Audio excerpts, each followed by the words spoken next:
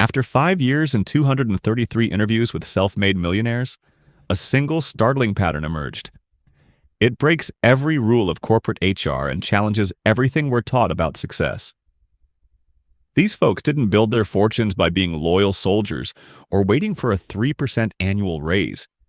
Instead, they almost universally made one radical move. They quit. But here's the part they don't tell you.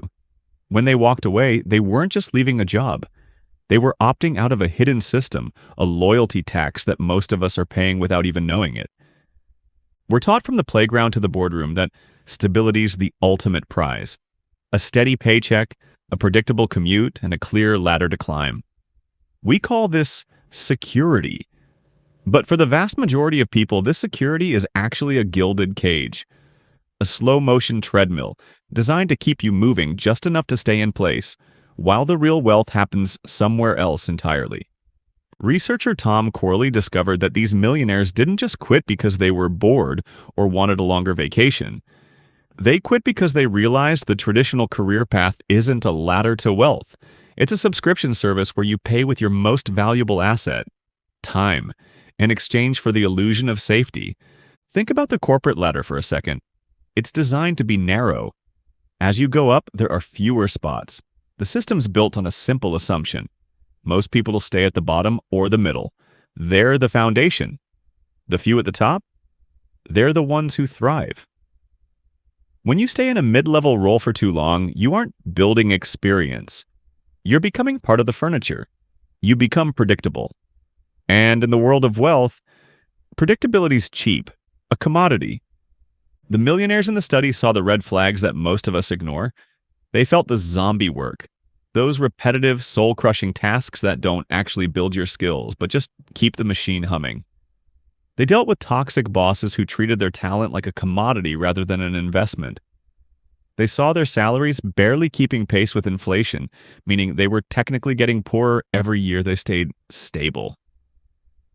But here's the uncomfortable truth. Quitting isn't a magic button. If you just walk out the door today without a plan, you aren't an aspiring millionaire. You're just unemployed. The secret isn't in the exit itself. It's in the path you choose next. Wealth isn't a monolithic block. It's more like an ecosystem with 4 distinct habitats. You've got to know which one you're biologically wired to survive in. First, there's the entrepreneur. This is the high-risk, high-reward jungle. It's the fastest route to a fortune, but it's also a graveyard of failed dreams. The data shows that over a third of successful entrepreneurs failed at least once before hitting it big. It requires a specific kind of madness, the ability to look at a 34% failure rate and think, yeah, I like those odds. Then there's the big company climber. These are the corporate ninjas. They don't build the company, they master the system. They navigate the politics, the stock options, and the executive bonuses. It's a game of high-stakes chess where the prize is a seat at the table. Third's the virtuoso. These are the masters of craft, the surgeons, the elite coders, the world-class artists. Their wealth comes from being so good at one specific thing that the world's got no choice but to pay them a premium. Finally, there's the saver investor. This is the slow, steady crawl of the tortoise. It's the safest path, but it's also the longest, averaging 32 years to reach millionaire status. The trap most people fall into is trying to live in a habitat that doesn't fit their DNA. If you're an introvert who craves deep work, trying to be a high-flying entrepreneur will burn you out in months. If you're an extrovert who needs constant stimulation, the slow grind of the saver investor path will feel like a prison sentence. The millionaires who quit their jobs didn't just leave a bad boss, they left a habitat that was killing their potential. Now, we've got to address the elephant in the room. If you look at this study on a forum like Reddit, you'll see a lot of people shouting one specific phrase, survivorship bias. And they're right. For every person who quit their job and built a billion-dollar shipping empire, there are 10,000 people who quit their jobs and end up back in their parents' basements. We only study the winners. The losers, they don't write books or give interviews. Quitting's a gamble, a calculated risk, not a guarantee. It's messy.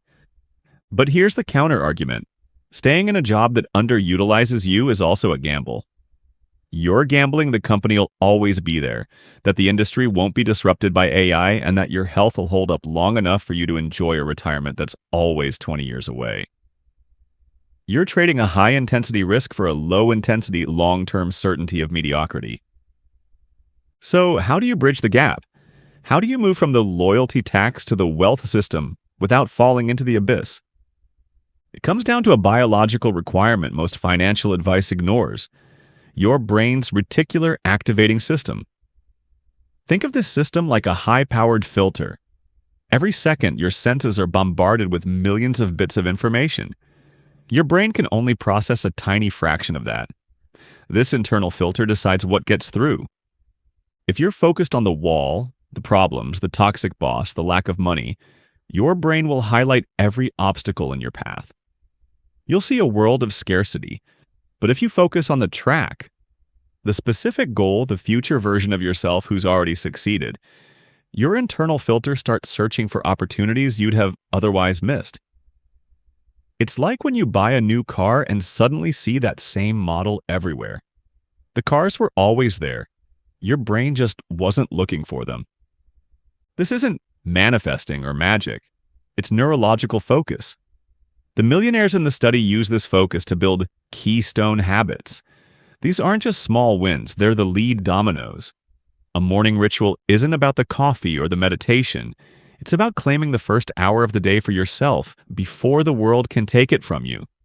It's about establishing a sense of control that carries over into every decision you make. They also understood the neuroscience of positivity. This isn't about being happy all the time, it's about biology. When you're stuck in a negative loop, your brain triggers the amygdala, the fight or flight center. This literally shuts down your prefrontal cortex, the part of your brain responsible for logical reasoning and creative problem solving. You can't build wealth while your brain thinks it's being hunted by a tiger. Gratitude and optimism are practical tools to keep your brain's wealth center online. So, here's the uncomfortable truth. Your current job might be the biggest obstacle to your future fortune. Not because the job's bad, but because the stability it provides is a sedative. It keeps you comfortable enough to stop looking for the exit. The number one career move of self-made millionaires wasn't a secret handshake. It wasn't a lucky break. It was the realization that their time was worth more than a steady paycheck. It was the courage to stop paying the loyalty tax and start investing in themselves. The question isn't whether you should quit your job today. The question is, are you building a bridge to your exit, or are you just getting comfortable in your cage? If you want to understand the other hidden systems that govern your life, the ones they don't teach you in school, make sure you're subscribed. We're constantly breaking down the invisible rules of wealth and human biology, and you won't want to miss what's coming next.